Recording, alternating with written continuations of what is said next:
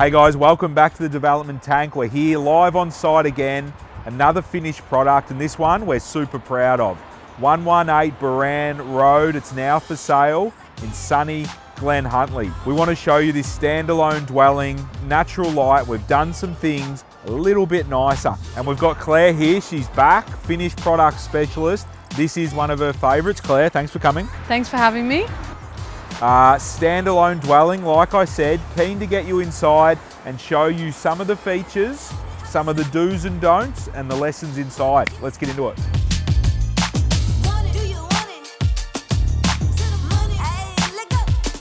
All right, Claire, we're in the heart of the home, the kitchen, and I feel like this is really the heart of the home. It's central to everything, and I think it really ties into, obviously, earlier episodes we talk about creating those moments and creating that special photo at the end when you're going to market the property. I feel like that's what's been done here. Yeah, thinking about how we're going to shoot this at the end, this is the perfect kitchen to showcase that, because we've done all those elements of having that beautiful feature, having the overhead centered, having the island bench completely clear of a sink. It is, if you can, I do not like my sink in an island bench. So having the width, you've been able to do that here, which is nice. You can't always do it, exactly right, but we have been able to do stovetop and sink on the back, which allows this to, I think these days, you work up here, you've got kids up here drawing, you have dinner up here. It's so nice to be able to have this as a multi-function space if you can, and putting that sink in there doesn't always allow that. Yeah, for sure. And I think straight away, which is a common theme with obviously little fish projects, but you get the kitchen, but there's always room for that walk-in pantry, which going in there now looks like a real feature. Great joinery in there, another sink, another area, bench space with stone in it, and a massive void there for a great fridge as well. So having your fridge out of shot. Yeah, so that's another point. I think we spoke to Beck about that when she was on the pod. Of course, if we can, we do an integrated fridge if it's going to be out in the open. But if budget doesn't permit, or it's not necessary, or we can get away with it, we will tuck, like you just said, tuck the fridge away in the pantry. So again, this hero shot of this kitchen doesn't have the fridge in it, but the fridge is within a metre away from the kitchen. So it's not impractical, but it's that hero space where you bring people and you showcase your house. Yeah, correct. I think that's why this shot is so clean and centered and quite equal and balanced, is because there's not a big old fridge in there, or big bits of joinery, and that's why having these exposed shelves, centered overheads, all your functional items at the back there, that's why it's working really well. And standing back from the living and the dining, it's always quite a nice shot. And not always, but in this particular design, because we're a standalone, we've been able to manage to get skylights directly over the kitchen. Often the kitchen is stacked underneath your upstairs. So you're not able to get it in, I guess, this heart of the kitchen. We usually get it in the living, but not always where you're working. And we've been able to get it here. And I know you love a skylight, but how good does it feel when you're in this space? We've got no lights on and there's plenty of light. Yeah, correct. I think, the skylights, creating a feature and highlighting the feature. Like we said earlier, it's pretty late in the day here in Melbourne. And we have just got to spring, so it's a little bit moody, I suppose, but you can see the light in here that makes it quite a comfortable space to be in.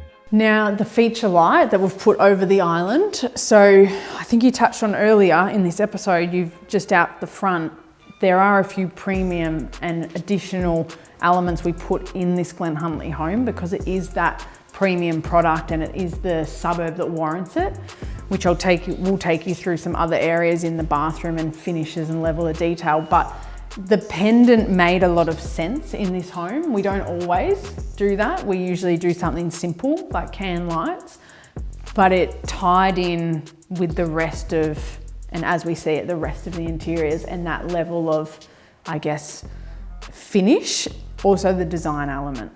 Okay, Claire, we're at the powder. Powders are something that can definitely get overlooked, but for me, especially because it's an area that your guests will use, powder on ground, which you need to supply to keep people out of your en-suites and having to go to your bathroom upstairs. But your powders, I think, are a real opportunity to make people feel special and make the area feel luxe. I feel like you can make, if you do it properly, you can make it feel like a motel, or, you know, like you're away. And yeah, as people are in there, they'll appreciate the finishes. So talk to us about this one, because yeah, instantly you notice it's a bit different. It hasn't just got a standard skirt. It's got some good joinery in it. But I think we haven't missed on this one like usual. But yeah, I always think great opportunity to make the place feel luxe, and it can get overlooked by your, I guess, first time developer. It's always controversial too when we talk about it with new clients and I guess new investors, and the general thing is, why put money into a powder? And potentially the powder upstairs that the kids or the family is using, maybe not. But like you said, this is something, again, it goes back to showcasing your house to others and making that grand entrance and the feel for everyone to enjoy. So the powder downstairs where guests are using, I think it's money well spent. So in this powder particularly, what we've done is, which we don't usually do, but we've taken the feature tiles, again, the ones we've used in the kitchen, flowing through into the powder half-height wall. Yeah. So not just your standard skirt, tile skirt on the bottom, and also bringing that element from the kitchen. It's exactly the same with the same stone we've used from the kitchen, the premium area, touching here, touching the powder. We've also done 150 downturn on our vanities throughout, as well as the powder, again, giving that premium feel of stone. Yeah, 100%. I think a great point you mentioned.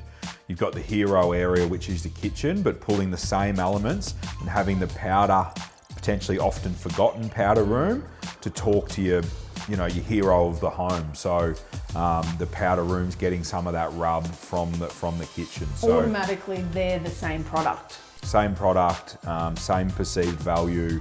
And like we said, your guests will use the powder and you want them to feel like they're in a luxe environment. And I think when often powders are coming off your hallway or they're near your entrance, so naturally, if someone leaves that door open, you're not polarized by the powder that's been forgotten. Yeah, no, for sure. I think 100%. Doors, if they're left open, you don't want to have to be closing them thinking, oh, okay, we didn't spend any money there. Like you said, treat it like a hero, and surprise people by how nice these often forgotten elements are. It's an experience. And on that note, if you are going to have a powder near your living or dining or your entrance, I guess, because that is your only option, sometimes you're limited with these townhouse designs, ensure that, so where we're standing, you've got your dining space, ensure that the visual you get if the cavity slider is left open, is not your toilet. Ensure that it is the feature tap where the basin, joinery, beautiful correct, joinery, yeah. and the stone. So that's a small thing, but when you get to the finished product, it's things you notice as you walk through. Yep, no, great tip.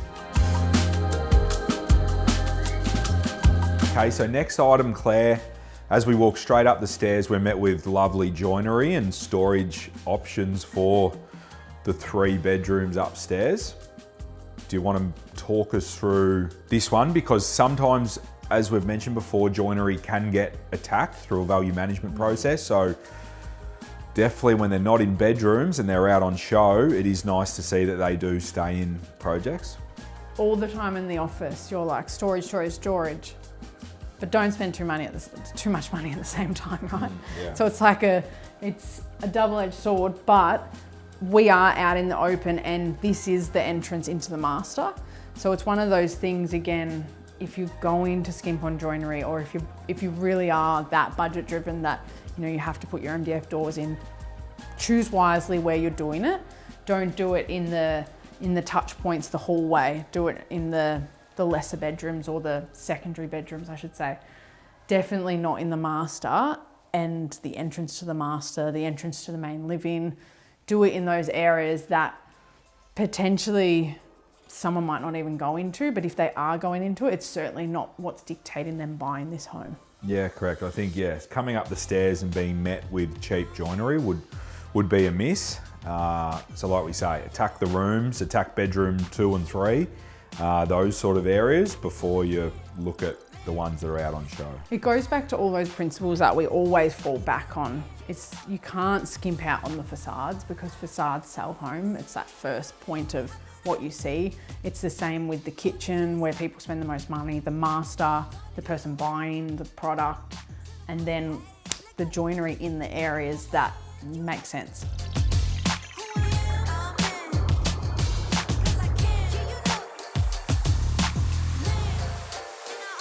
All right, Claire, so we're in the master.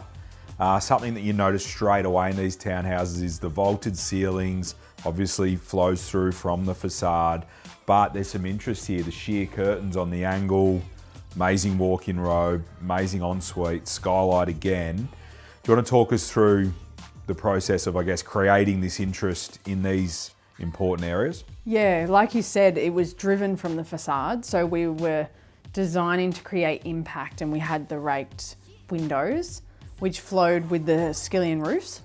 So that, I guess, led you to, naturally, it makes sense to then do a raked ceiling inside. We're in the master, and it just, as soon as you walk in, it's just grand, right? It feels huge, it feels big, it feels beautiful, even though the space itself would be typical to maybe Oakley Road, where we were. It naturally feels so much larger because of the raked ceiling. Yeah. So I think they're one of those, we do it quite a bit actually with townhouses, is the master and the facade. We put a bit of money into the glass and the raked ceiling. There's some difficulties around getting heating and cooling in, but it's just about bringing that in via a ducted bulkhead or something similar. But it does give that automatic impact, what we were just talking about before in the hallway. Put your money into the facade, the master, where the purchaser decides to buy the house. Yeah, for sure. And I think, this is a custom product. So when you're running custom products, you need to give custom elements and features to the product, separate it from more standardized items out there, maybe more cost-effective items. So when you're going custom and you've got a custom builder like this, put some elements in there that separate it from other items on the market, so people do fall in love and they do feel special, and they feel like it's a special product. And that's a really good point. It comes back to that, what's the product, the suburb we're in, what are the resales we're chasing, because doing a raked ceiling and these feature windows, custom windows at the front, it is a costly exercise.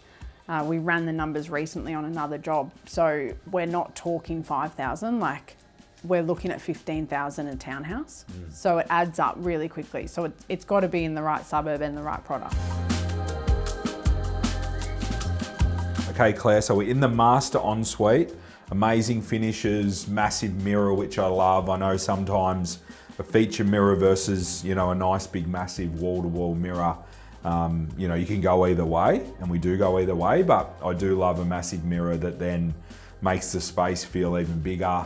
Skylight above us, and I feel like we've been able to create a lot of joinery, double sink, amazing walk-in shower, and toilet tucked around the corner. Talk me through maximising this space, because I feel like we've got a fair bit of bang for buck with not a massive space. Yeah, we'll start with the toilet. Exactly what you just said, tucked around this nib wall. Often clients, or I guess first-time developers, like you were talking about before, they'll see something like this and go, I don't want to close in the space. But in a master ensuite, the first thing you want to see is your double vanity and that massive mirror you're talking about, and hide that toilet. Like we said downstairs, it's not what you want to see when you leave the door open. Well, as I walked in earlier, I sort of thought, where's the toilet? And then, oh, wow, it's around the corner. So, even if you are using this space with your partner, it's nice to use the toilet around the corner, tucked away with a little bit of privacy, maybe while someone's in the shower, but creating nice little zones inside quite a small area. Yeah, absolutely. And like downstairs, when we talked about bringing that features or the materials from the kitchen into that powder, we've done the same up here. So we've used the same stone, we've done the 150 downturn for that premium luxurious feel.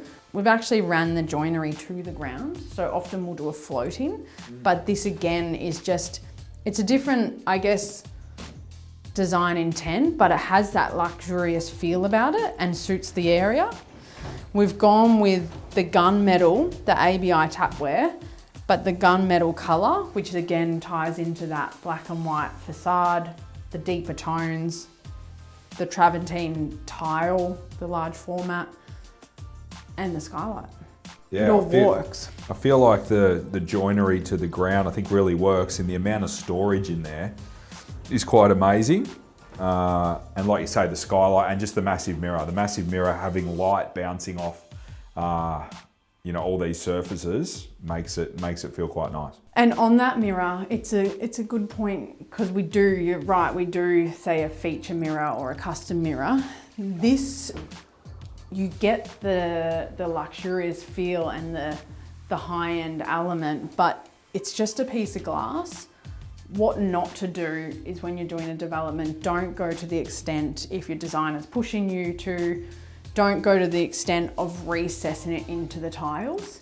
It doesn't really, from a looks perspective, that's not what you've seen. So this is a face fixed, it's been corked in. It does line up with the stone naturally, but it's a face fix on top of the tiles. To recess it back, it's extra work. You do that across 3 bathrooms, across 2 houses. It costs a lot more, and for the finish, I don't think you notice. I think it can even be a nicer finish. Sometimes when you're recessing it, there's tile angles involved, and it can create a dirty transition. But the fact, the line of sight, that works as clean as anything. Yeah, I agree. This is a really beautiful space. Behind us here, we've got the shower with the double arm. The ABI fixtures and fittings, and we've actually closed in this shower. Often we'll just do a single piece of glass, but I think when you're so close to the entrance and you're so close to carpet, it makes a lot of sense. Yeah, that's a nice feel. And you got the nice gunmetal finishes throughout, so it does look very high-end, the frameless shower screen. And probably to finish, doing the vanity sort of from stone all the way to the floor, it does work really well in this space because we've been able to go end to end. Often you won't be able to do that with the space you've got, but we have maximised as much area as we can, and it fills that area really well.